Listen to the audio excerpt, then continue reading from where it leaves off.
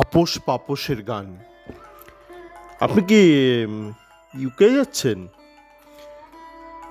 কালকে ফ্লাইটে বসে, এটা মূলত ইস্টবেঙ্গলের একটা আলোচনা, কিন্তু আরও কিছু মজার কথা বলি। কালকে তখন আমি ফ্লাইটে বসে রাত 9টা নাগাদ, 9টা পেরিয়ে গেছে, ফ্লাইট একটু ডিলে হয়েছিল। তো আমি আইলে বসে, মানে প্যাসেজের ধারে, হঠাৎ একজন মহিলা, মানে একটা সবুজ ব্যাগ নিয়ে, মানে ভেতরে আসবে, বলছে আপনি কি ইউকে যাচ্ছেন, লন্ডন যাচ্ছেন? আমি বললাম না। তো তখন আমি মানে হোয়াটসঅ্যাপ চেক করছিলাম, কেননা আমার পরিচিত এক ইস্টবেঙ্গল ফ্যান ওই ইস্টবেঙ্গলের সেকেন্ড হাফের পারফরমেন্সগুলো আমার হোয়াটসঅ্যাপ করছিল। বলো দাদা, হিজেজির একটা ভুলে গোল হয়ে গেল। তো আমি দেখছিলাম, কারণ ফার্স্ট হাফটা আমি দেখেছিলাম, মানে ওকে আমি বলেছিলাম তুই আমার একটা লিঙ্ক পাঠাবি। আমি তখন বসে মানে বোর্ডিং করতে যাব, সিকিউরিটি হয়ে গেছে। তো তখন আমি ল্যাপটপে দেখছিলাম ফার্স্ট হাফে দেখলাম বেশ বাজে খেললো ইস্টবেঙ্গল গতকাল। বিষ্ণুর ওপর নজর ছিল। বিষ্ণু শুধু একবারই দেখলাম ড্রিবল করে বাদিক দিকে এগুলো, তারপর খুব বাজে একটা পাস দিল। যাকে বিষ্ণুর ব্যাপার, এইসব ইস্টবেঙ্গলের ব্যাপারে পরে আসছে, আরও অনেক ইস্টবেঙ্গল নিয়ে বলবো। তো বলি যে ওই মহিলার সঙ্গে মানে কে, তারপর প্রথমে চিনতে পারিনি, তারপর চিনতে পেরেছি শাহানা বাজপেয়ী। লন্ডন থেকে কলকাতায় এসেছিল দুটো ফাংশন করতে, একটা সায়েন্স সিটি অডিটোরিয়ামে, একটা কোন্নগরে। সায়েন্স সিটিটার পোস্টার আমি দেখেছিলাম কলকাতায় ঘুরতে ঘুরতে, কোন্নগরটা জানলাম না, ওই বললো, শাহানাই বললো। তারপর শাহানার সঙ্গে অনেক বিষয় নিয়ে কথা হলো। খাওয়ার আসতে একটু দেরি হচ্ছিল, তো বিভিন্ন বিষয় নিয়ে কথাবার্তা হলো, এবং এই গানের জগৎ, নাটকের জগৎ, সিনেমার জগৎ, এই নিয়ে অনেক আলোচনা হলো। কেননা সিনেমার বেশ কিছু নামী ডিরেক্টরের সাথে শাহানার অনেক দিনের আলাপ, এবং গানের জগতেরও অনেক বিখ্যাত ব্যক্তির সাথে, মানে কলকাতায় বাংলায় যারা কাজ করে অনেকের সাথে আলাপ, অনেকের এই পরনিন্দা পরচর্চা, ওই শিষ্টাচার মেনে যতটা করা যায় বিভিন্ন বিষয় নিয়ে আলোচনা হচ্ছিল। তা উৎসব নিয়ে আলোচনা হচ্ছিল, যে এই মুহূর্তে যে গোটা বাংলা জুড়ে, গোটা কলকাতা এবং আশপাশের শহরতলি জুড়ে যে উৎসব হচ্ছে, মূলত যেগুলো সরকার থেকে করছে, সেই উৎসবে কারা ডাক পাচ্ছে বেশি বেশি, কারা পাচ্ছে না, কেন পাচ্ছে না, বেশ একটা নির্ভেজাল আড্ডা হলো সেখানে। মানে এমন নয় যে কোনো একটা পার্টি কেন্দ্রিক আলোচনা হয়েছে, পলিটিক্যাল পার্টি, বিভিন্ন পলিটিক্যাল পার্টি কেন্দ্রিক আলোচনা হয়েছে, একটা খোলা মনে আলোচনা হচ্ছিল।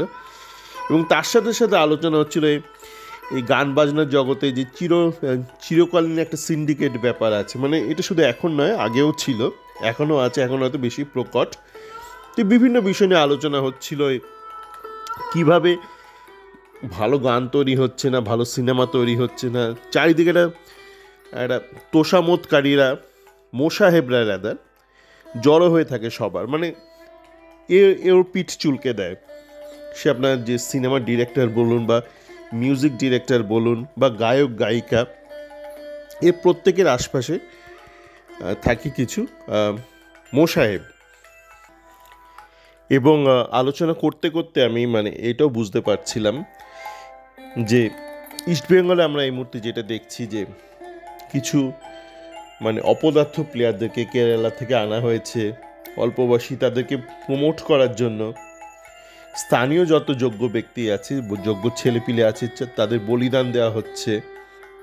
এবং তার ফলস্বরূপই তো এটা হলো যে রবি হাসদা ইস্টবেঙ্গলে জয়েন করতে চাইল না। আজকের খবরের কাগজটা দেখবেন, প্রতিদিনে বেরিয়েছে যে সঞ্জয় সেনে ওকে বলেছে যে তুমি মহাবাডানে যোগ দাও, অন্তত 6 মাসের জন্য যোগ দাও, দেখো তুমি সুযোগ পাচ্ছ কি না। মানে বেসিক্যালি ইস্টবেঙ্গলটা না করে দিয়েছে। ওইটা প্রত্যক্ষভাবে হয়তো লেখিনি, কিন্তু পরোক্ষভাবে বোঝাই যাচ্ছে, যে ঠাড়ে ঠুড়ে বুঝিয়ে দিয়েছি সঞ্জয় সেন যে ইস্টবেঙ্গলে যোগদান দিলে তোমাকে ওরা সুযোগ দেবে না। কেন দেবে বলুন?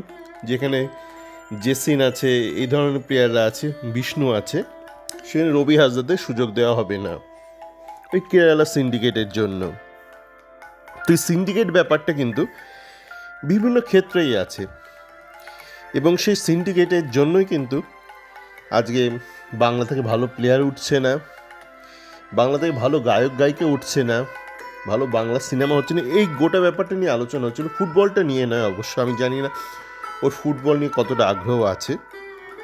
আমার যেহেতু বিভিন্ন বিষয় নিয়ে আগ্রহ আছে, চর্চাও আছে অল্প বিস্তর, প্রত্যক্ষ বা পরোক্ষভাবে, তো আমার পক্ষে ওই অন্যান্য বিষয় নিয়ে আলোচনা করাটাই বেশি সহজ মনে হচ্ছিল। ফুটবলটাকে তাই আলোচনার মধ্যে আনিনি, ফুটবলটাকে আমি আমার মধ্যেই আত্মস্থ করে রেখেছিলাম। আমি শুধু কোরিলেট করছিলাম। এবং আজকে আমি আমার চ্যাট ফোরামে বললাম, এই যে গতকাল দেখুন বিষ্ণুর একটা মাইনাস করলো, যেখান থেকে একটা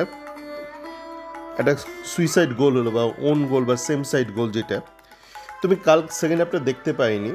ফার্স্ট হাফটা আমি ওই বোর্ডিং লাউঞ্জে বসেই দেখছিলাম পুরোটা, সেকেন্ড হাফটার সময় আর চালাইনি, তখন ওই লাইন টাইন দিচ্ছিলাম। আর ফার্স্ট হাফে এত বাজে খেলছিল ইস্ট বেঙ্গল যে আর কষ্ট করে আর কানেক্ট করার ইচ্ছাও হয়নি। তো সেকেন্ড হাফে যে খেলাটা খেললো, তো যে মাইনাসটা করলো বিষ্ণু, আজকে আমি বাড়ি এসে বা যেখানে যে দেশে থাকি সেই দেশে এসে দেখলাম হাইলাইটসে মাইনাস করেছে যেই জোনটাতে, সেই জোনে কোনো প্লেয়ার নেই, ইস্টবেঙ্গল কোনো প্লেয়ার নেই, 4টে মুম্বাইয়ের প্লেয়ার রয়েছে। তো একজন দেখলাম আবার এক ইস্টবেঙ্গল ফ্যান, সে লিখেছে যে এই জন্য বলে ভিড়ের মধ্যে বল ক্রস করে। হ্যাঁ, ভিড়ের মধ্যে বল ক্রস করে বলে, ঠিক কথা, কিন্তু তাহলে ভাই তোমাকে পুরোটা জানতে হবে। ভিড়ের মধ্যে ভিড় এমন না যে বিরোধীদের ভিড়, সেই ভিড়ে তোমার দলের লোকও যেন থাকে, এমন ভিড়ে তুমি বলটা পাঠাও যেখানে তোমার দলের লোকও আছে আর বিরোধীদেরও ভিড় আছে। নয়তো শুধু বিরোধীদের ভিড় আছে সেখানে তুমি বলটা পাঠাবে আর সেই বলটা গোলে ঢুকবে, জানি না। তো সেটার প্রোফাইল দেখে মনে হলো বিজ্ঞান টিজ্ঞান নিয়ে পড়ছে, ওরকমই বিজ্ঞান চর্চা আমাদের দেশে।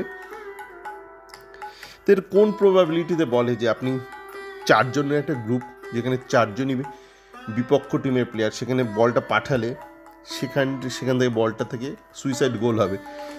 প্রবাবিলিটি কি বলছে, চান্স ফ্যাক্টর কি বলছে? তো এরকমই আমি যখন লিখলাম, ফার্স্ট হাফ তো তখন আমি ছিলাম কলকাতায়, ছিলাম এয়ারপোর্টে বসে লিখলাম, যাচ্ছে তাই সব পাস পাঠাচ্ছে বিষ্ণু।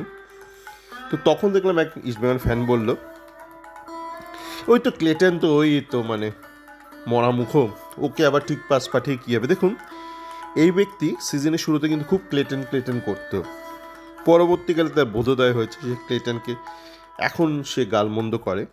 কিন্তু দেখুন, ক্লেটন দুর্ধর্ষ প্লেয়ার হোক বা একটা ছাগল হোক, ঘটনা হচ্ছে তাকে যখন একটা পাস দেওয়া হবে, সেটা ভুল কেন পাস দেওয়া হবে?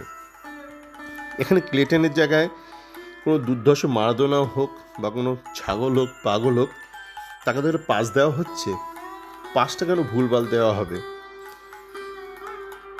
আর প্রথম হাফে আমি দেখলাম বিষ্ণু যতবার ড্রিবল করতে গেল, ওই একবারই শুধু ড্রিবল ঠিকঠাক করে এগিয়ে গিয়ে তারপর একটা ভুল পাস দিল, বাকি প্রত্যেকবার পা থেকে বল কেড়ে নেওয়া হলো। তো ম্যাথামেটিক্যালি তো কী দাঁড়াচ্ছে, যে গোটা ফার্স্ট হাফে যতবার বল যাবে লেফট উইংয়ে, বিষ্ণু প্রত্যেকবার ড্রিবল করতে গিয়ে আটকে যাবে, একবার যদিও বা সফল হয় ভুলভাল পাস করবে। ম্যাথামেটিক্সটা তো এই বলছে। তো এই ম্যাথামেটিক্স না আপনি জীবনে এগোবেন কী করে? তো জানি না অস্কারে ম্যাচটা কেন ধরতে পারছে না, নাকি ওই আপোষ করতে করতে পায়ের পাপোশ হয়ে গেছে অস্কার, এবং সবাই মারি দিয়ে চলে যাচ্ছে। কেরালা সিন্ডিকেটের সাথে আপোষ করতে করতে এখন কেরালা সিন্ডিকেটে বা কেরালা লবি পায়ের পাপোশ হয়ে গেছে হয়তো অস্কার, তাই তারা সবাই এসে মারিয়ে দিয়ে চলে যাচ্ছে। এই ব্যাপারে বলার পূর্বে আর বলি যে ট্রেনে করে যখন বাড়ি আসছিলাম, এয়ারপোর্ট থেকে ট্রেন ধরে বাড়ি আসছিলাম, তো তখন আমার এক ইস্টবেঙ্গল ফ্যান হোয়াটসঅ্যাপ করে বললো যে দাদা, 2টো বিদেশি সই হয়ে গেছে, একটা ভেনিজুয়েলার প্লেয়ার আর একটা হচ্ছে লেবানিজ প্লেয়ারটা নিয়ে বোধহয় বেশ কিছু জায়গায় রিপোর্ট বেরিয়েছে, একটা তো এক্সট্রা টাইমে দেখতেই পাচ্ছি আমরা রিপোর্ট বেরিয়েছে বোধহয় একজন মিডফিল্ডার, অ্যাটাকিং মিডফিল্ডার বা বক্স টু বক্স এরকম কিছু মিডফিল্ডার। তারপর একটু আগে আরও একটা ইস্টবেঙ্গল ফ্যান আমার চ্যাট ফোরামে একজন একটা টুইট পাঠালো, সেই ছেলেটা খুব একটা নির্ভরযোগ্য নয় যদিও, তবুও মানে বলো দাদা মানে এই ল্যাটিন আমেরিকার ডিফেন্ডার কেমন হবে, মানে কেউ একজন টুইট করেছে যে ইস্টবেঙ্গল তো খুব সম্ভবত ল্যাটিন আমেরিকা থেকে একজন ডিফেন্ডারকে আনবে। তো দেখুন ল্যাটিন আমেরিকা, আমি তো এটা আগে বহু বলেছি এবং আরও অনেকেও বলেছে, বিভিন্ন দেশ নিয়ে আমি আলোচনা করেছি যেখান থেকে আপনি কম দামে ভালো প্লেয়ার আনতে পারেন। তো যদি একটু মানে বিচক্ষণতার পরিচয় দেয় ইস্টবেঙ্গলের যারা রিক্রুটমেন্টে আছে, তারা ল্যাটিন বা নর্থ আমেরিকা থেকে কিন্তু অল্প দামে ভালো প্লেয়ার আনতে পারে, সেই সম্ভাবনাটা আছে। বা কাকে আনছে তা আমরা জানি না, আনার পর বোঝা যাবে। যেমন এই ভেনিজুয়েলা থেকে যে লেফট উইঙ্গারটার কথা ইতিমধ্যে ক্লাব থেকে ঘোষণা করে দিয়েছে, তাকে নিয়ে অল্প বিস্তর যা একটু দেখলাম যে সে 2021 সালে ভেনিজুয়েলা ন্যাশনাল টিমের খেলেছিল, 4টে ম্যাচে নামার সুযোগ পেয়েছে পরিবর্তন হিসেবে, অল্প মেয়াদের জন্য নেমেছিল, সেটা কম নয় ভেনিজুয়েলার ন্যাশনাল টিমে, এবং ওদের ওয়ার্ল্ড কাপ কোয়ালিফায়ার খেলেছিল এবং 4টে বড় টিমের বিরুদ্ধে ওকে নামানো হয়েছিল। 4টে না 3টে বড় টিম, একটা হচ্ছে ব্রাজিল, একটা হচ্ছে উরুগুয়ে, একটা চিলি আর একটা বলিভিয়া। সুতরাং মানে একদম ফেলে দেওয়ার মতন প্লেয়ার হয়তো নয়, হয়তো মিকু টাইপ নয়, কিন্তু আবার একদম মানে ফেলে দেওয়া প্লেয়ারও নয়। 28 বছর বয়স, মোটামুটি ভেনেজুয়েলায় খেলেছে, তো খুব সম্ভবত একে আমরা ঠিকঠাক দামে পেয়েছি। এবং আমি দেখলাম এই লাস্ট খেলেছে 2 মাস আগেই খেলেছে, অক্টোবরের গোড়ায়, সুতরাং ম্যাচ ফিট থাকবে, এমন নয় যে 6 মাস ধরে খেলার মধ্যে নেই, যেটা গত বছর এরা ঘটিয়েছিল। ওই যে 2টো প্লেয়ারকে নিয়ে এসেছিল, 2টো বিদেশিকে, তারা অনেকদিন খেলার মধ্যে ছিল না, তো এই ছেলেটা কিন্তু খেলার মধ্যে আছে, এটা একটা ভালো ব্যাপার। এবং যে লেবানিজ যে মিডফিল্ডার এবং যে ল্যাটিন আমেরিকা থেকে যদি হয় কোনো ডিফেন্ডার যদি আসে, তাদের নাম, তাদের এই মুহূর্তে তাদের পারফরমেন্স, মানে তারা খেলার মধ্যে আছে কি না সেটা দেখে বলা যাবে কেমন হলো। কিন্তু দেখুন আমি তো শুরু থেকে বলে আসছি যে ইস্টবেঙ্গলের যা অবস্থা, 3টে বিদেশি পরিবর্তন করলে আইএসএল সুপার 6 যাওয়ার হাই চান্স, চ্যালেঞ্জার লিগ জেতার হাই চান্স।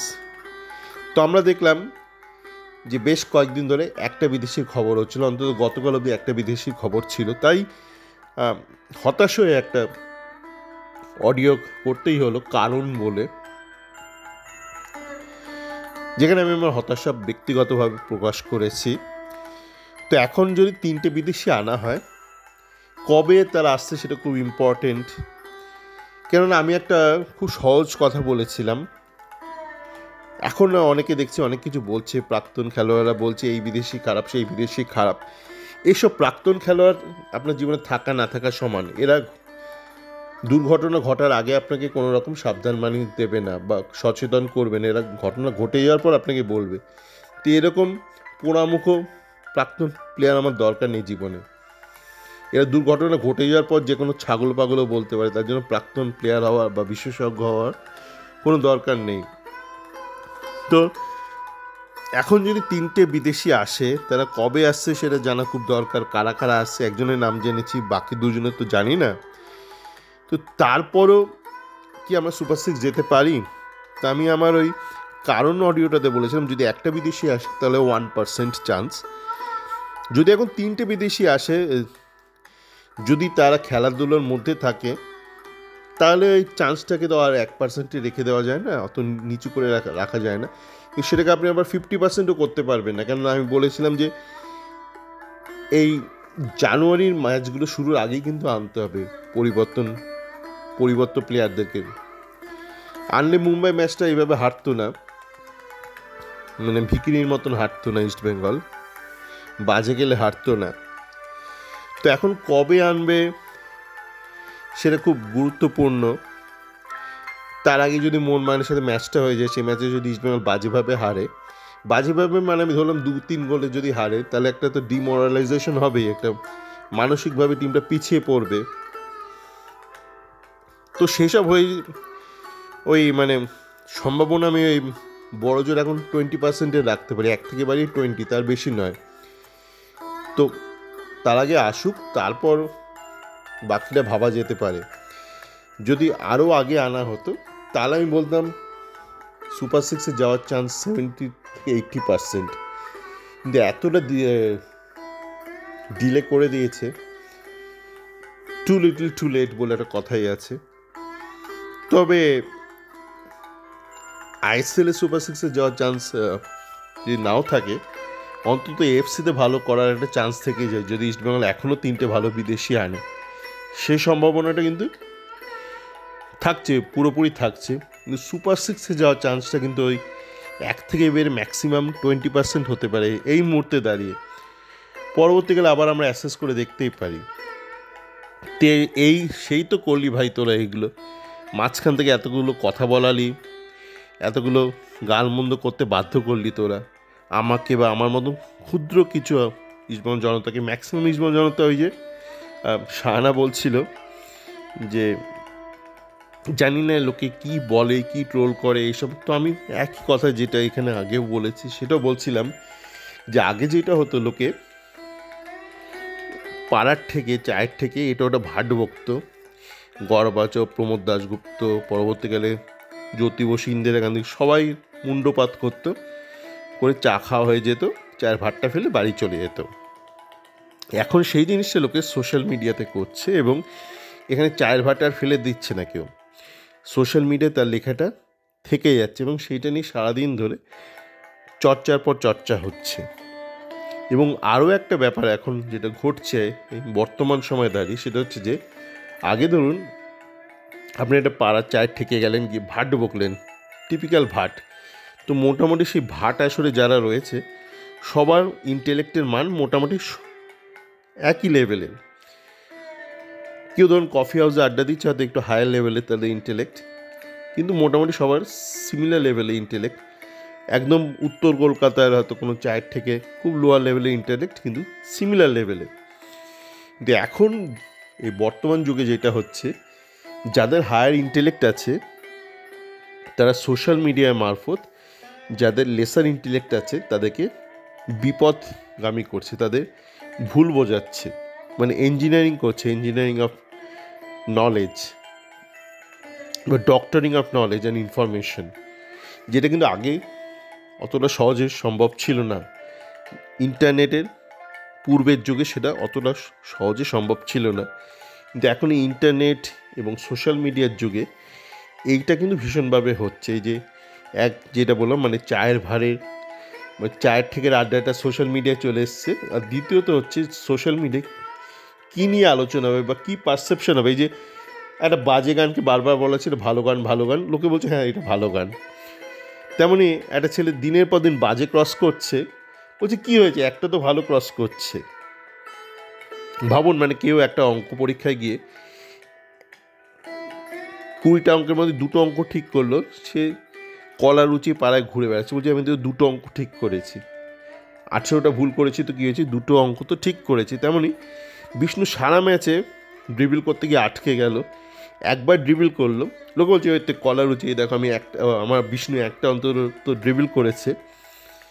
তো যেই একটাও ড্রিবল করলো ঠিকঠাক, সে ড্রিবলটা করার পর একটা ভুলভাল পাস দিল, সেটা নিয়ে লোকে গর্ব করছে। আবার একটা ভুল পাস করলো, মাইনাস করলো, সেখান থেকে একটা ভাগ্যক্রমে একটা গোল হয়ে গেল, বলছে না এইভাবেই হওয়া উচিত, এইভাবেই ভুলভাল পাস দেওয়া উচিত, ভিড়ের মাঝখান থেকে একটা গোল হয়ে যাবে। তো এই দেখা যাক কারা কারা আসে। সকলে ভালো থাকবেন।